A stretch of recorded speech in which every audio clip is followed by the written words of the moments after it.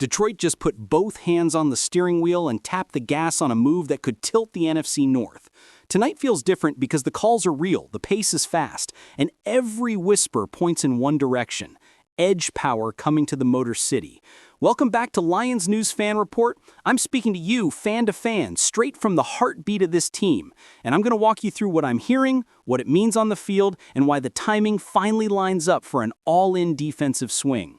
Here's the roadmap for the next few minutes so you know exactly what you're getting without losing the surprise. First, I'll set the competitive stage and why the Raiders' trajectory matters. Then I'll break down the Lions' cap, draft assets, and leverage windows. After that, the football fit, front mechanics, third down packages, and how this would supercharge Aiden Hutchinson, Aleen McNeil, and the back seven. And only when the moment is right, I'll open the envelope on the name and the offer. Stay with me because the reveal is the kind of thing that changes how you picture January at Ford Field. Context first, clean and simple. The Raiders have been wobbling, sliding toward a reality where the postseason math turns ugly fast. And when that happens in this league, you don't cling to stars, you cash them in for tomorrow. Detroit, on the other side, has spent the last 2 seasons building a roster that can push games where it wants them. Violent up front, efficient in the middle, disciplined downfield. Brad Holmes has protected future flexibility like gold. Dan Campbell has built a locker room that knows exactly who it is. And the defense has reached the moment where one premium piece could turn pressure into panic for opposing quarterbacks. That's not marketing. That's the cold truth of how close this group is. Let's talk resources, because deals like this are math before they're headlines. The Lions sit on healthy cap space today and even healthier cap control tomorrow. Aiden Hutchinson remains on his rookie deal through 2026, and that runway matters. Any headline contract you add in late October looks scary if you read the cap hit in isolation. It looks perfectly manageable when you structure bonuses, push proration, and line up guarantees with your own extension calendar. Detroit can absorb a star number now, ride the window where Hutchinson is still cheap, and then restack the deck in 2027 by restructuring the veteran while paying the homegrown face of the franchise. That's the lever Holmes has quietly kept ready.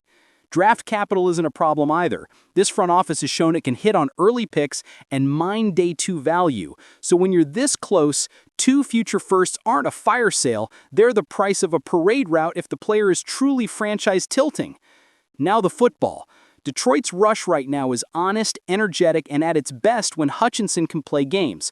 Long loop stunts inside, twist with the 3-tech, knife across face, and win with hands.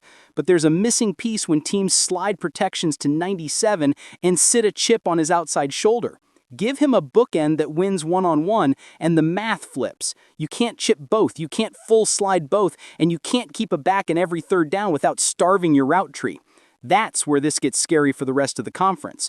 Picture 3rd and 7 at home in January. Crowd roaring, Brian Branch mugging the slot, Jack Campbell walked up in the A-gap, McNeil denting the pocket, and 2 edges who hunt from the first whistle to the last snap. When the pocket caves from both sides, quarterbacks stop reading concepts and start reading ghosts. This defense wants to live in that moment. Let me layer in trends because you deserve specifics. The target we're talking about doesn't just finish sacks, he lives in the backfield. Production this fall sits in the elite tier by every modern measure. Around 4 sacks already, roughly 25 pressures, north of 10 tackles for loss, and it's not empty volume, it's drive-killing impact. 5 passes defense for an edge rusher is not normal. Add a forced fumble and even an interception on a peeled-off hot route, and you get the full picture. Relentless motor, length, timing, and a feel for momentum. Drop that into Aaron Glenn's structure, and the trickle-down is immediate. Fronts become more multiple, without sacrificing gap integrity. The simulated pressures actually simulate something because protection has to declare, and once it declares, the coverage can steer the ball to help. Watch how much faster the safeties play when the ball is coming out a half second early. Now the human piece, because in Detroit, the helmet never sits alone from the story. This player cut his college teeth at Eastern Michigan. He knows the winter here, and the idea of wearing Honolulu blue hasn't been born on a whiteboard. He grew up loving this franchise. When roots and opportunity rhyme, careers hit a higher gear.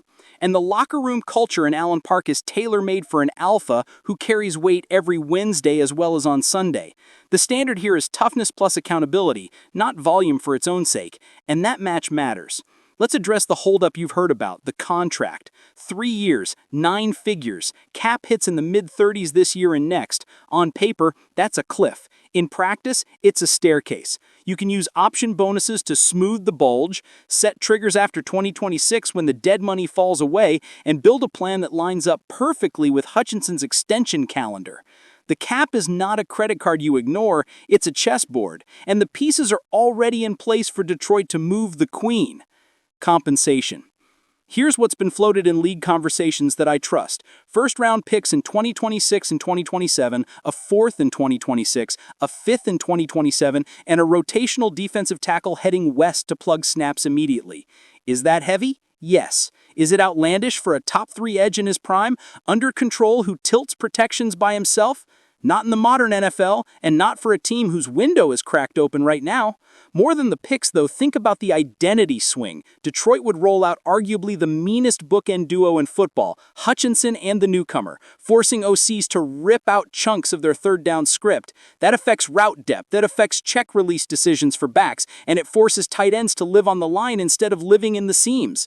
That, in turn, helps the corners by shortening routes and creating takeaway chances on tips and rush throws. You start winning games 24-16 in January because your defense stole 3 drives without needing exotic coverage. All right, we've walked the stage, the math, the fit, the culture. Here's the envelope. Detroit is pushing to land Max Crosby from the Raiders, and the framework on the table mirrors exactly what I've laid out. Multiple future firsts, mid-round sweeteners, and roster ballast to help Vegas save face today while stacking assets for tomorrow.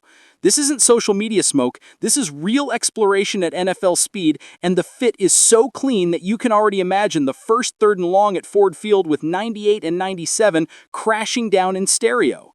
The football case is overwhelming, the financial path is navigable, and the competitive timing is perfect. My concise read is your guy on the ground. If the Raiders lean into the reset before the deadline, Detroit has both the appetite and the tools to make this happen, and the payoff is the kind you build statues for. Division control, home playoff games, and a defense that sets the tempo for the whole building. Before we close, I want you in this conversation now, not later. Tell me in the comments how far you'd go. Would you send those 2 future firsts in the mid-rounds for Crosby today, knowing the cap can be managed and Hutchinson's mega deal sits a year out? Or would you hold and hunt a cheaper rotational rusher to preserve draft ammo? I'll be there reading and answering because this community makes smarter football together.